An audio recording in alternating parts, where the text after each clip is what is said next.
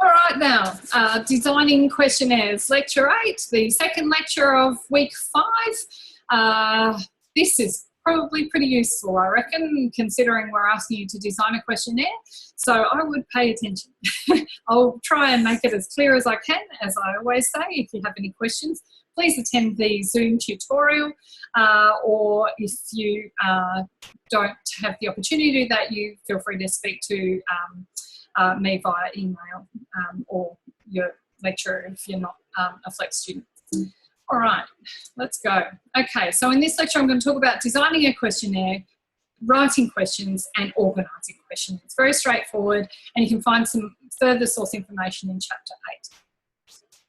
All right, we're still at where we were last lecture, designing data collection forms. Okay, right.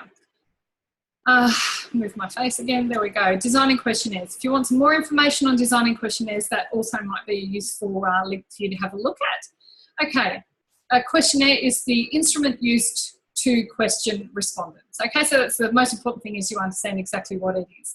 It's the thing you use to actually measure what people are saying by asking them the questions and recording the information. Okay, so the design considerations. Okay.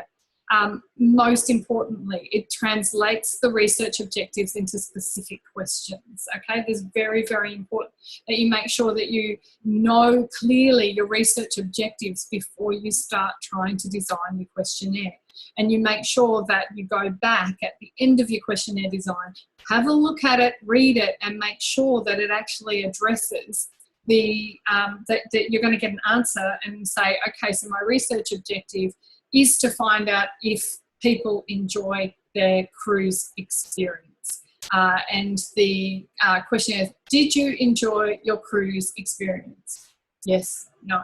Or on a scale of 1 to 10, how don't want to load the question, how was your cruise experience? Awful, right up to amazing. How likely are you to recommend it? Your research question might be discovering likelihood of recommendation. How likely would you be to recommend this? Not at all likely, exceptionally, very likely, highly likely. Okay, you want to make sure that you've got some questions in there. Now, they're not the only questions you need. You've got to also have other questions about demographics, other experiences. But there's some of they're really very important questions that you need to make sure are answered in your questionnaire. Okay, you standardise questions so every participant responds to the same questions. So you've got to make sure that your questionnaire has the same questions for everybody. That sounds really straightforward, but sometimes if you do a survey monkey and you realise that you've got a problem with your survey, you have to understand that as soon as you start fiddling with questions, if you fiddle with it halfway through, you may actually damage some of the validity of your responses. And so you've got to make a call on whether you really want to do that or not. Okay, it gives you a record of your research, so it's an important thing to keep so you can see what questions you've asked. It needs to contain information for reliability and validity assessments. So that's, like I say, things like asking different questions across different different questions relating to similar things, so you can establish reliability of answers, and also it helps you have the scale set up right so you can assess the validity as well. Wording, you have to think very carefully about your wording, what you're going to say is actually listened to or read correctly. You might want to get other people to read things before you actually go ahead, because sometimes what you interpret as one thing, what someone else does, it can be very different. Okay, measurement scales and question formats. We've just discussed measurement scales in the previous lecture. Layout, how it looks, whether it's clear and easy to follow. You minimise the bias, so you don't say, how awesome was your trip on this cruise? You say, how was your experience? How would you rate your experience? So there's no bias in that. There's a value judgment in there. Okay, it's clear and understandable is very important, and easy to read. Okay.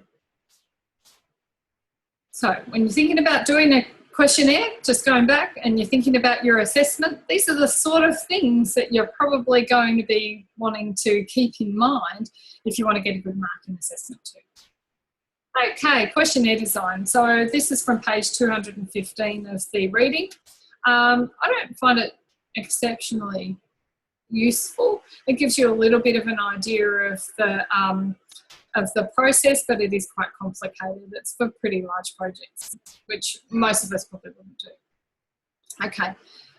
It could be a lot simpler, I guess. A pilot or pre-test survey is important to test the instrument, its usefulness and its ability to answer the research questions. I don't think there's that you can see there's a pre-test survey or questionnaire in there. It's very, very important to make sure.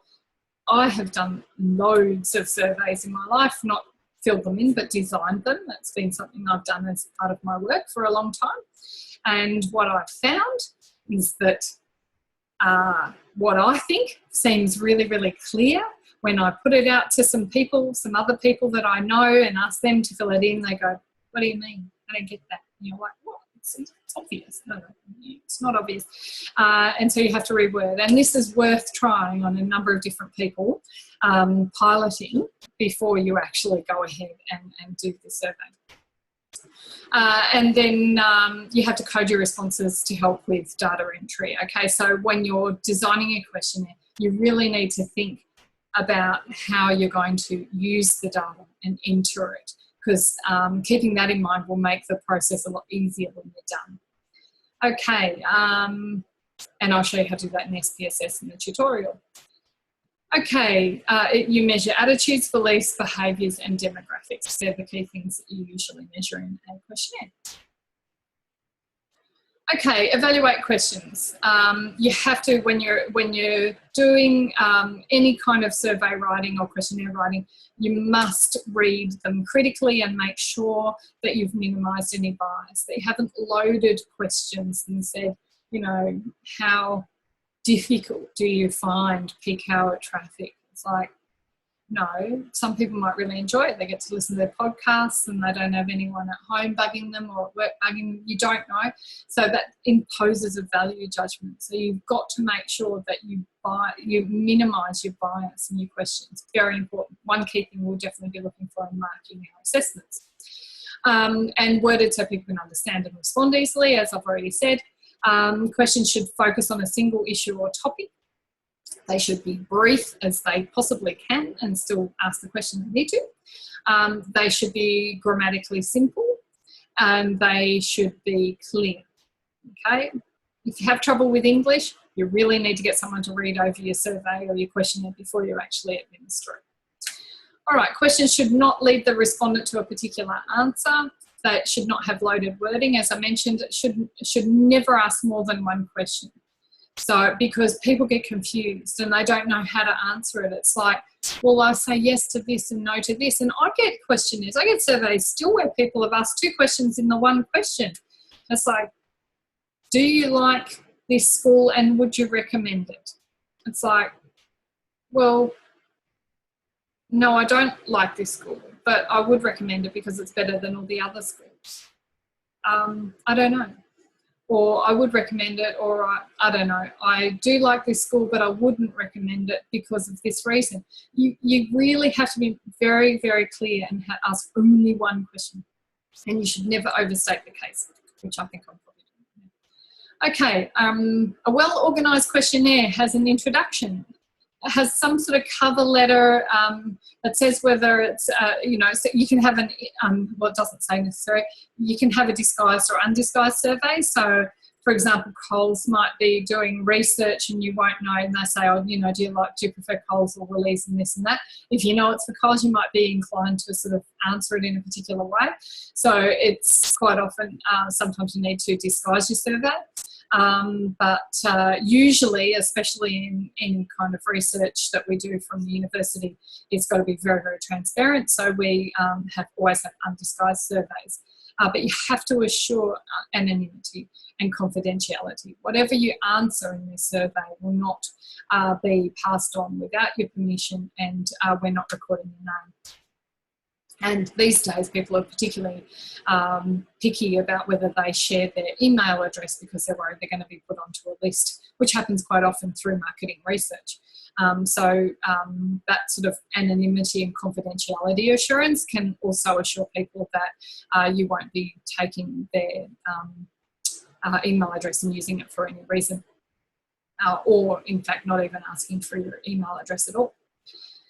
Okay, so we'll have some screening questions. So identifying the people who you do not wish to survey. So when we do the survey for tourists leaving the airport in Cairns, we go, hello, we're from the university and we're doing a survey on tourist experience of the Cairns region.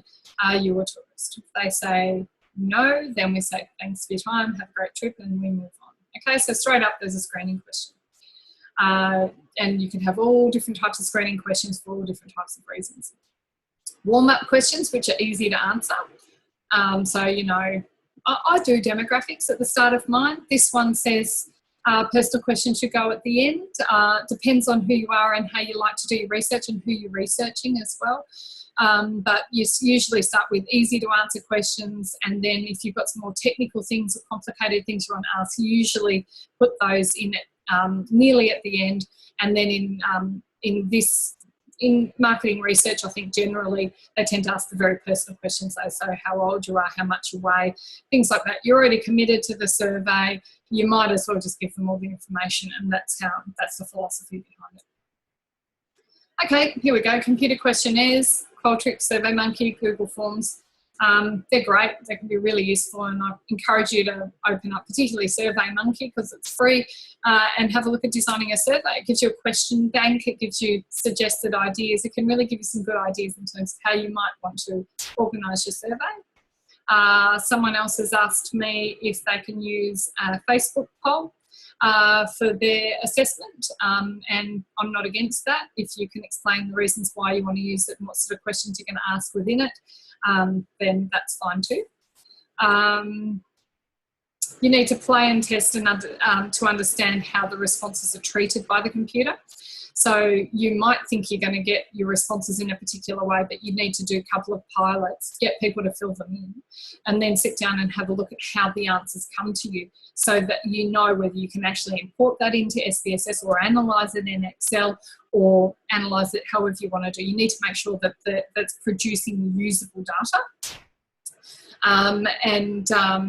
Yeah, you can download raw data. Like you can usually get some sort of text file that goes in through, or a CSV file that comes from SurveyMonkey, at least I use, and you can import that into Excel for analysis. That's really great, but you need to make sure that it's usable. So very important to test them first. Oh, that I am absolutely amazed to say is the end of that. That was actually a bit quicker. I was rushing through because I thought that was bit more to say, but there you go. I hope I've helped you. Like I said, any questions, let me know.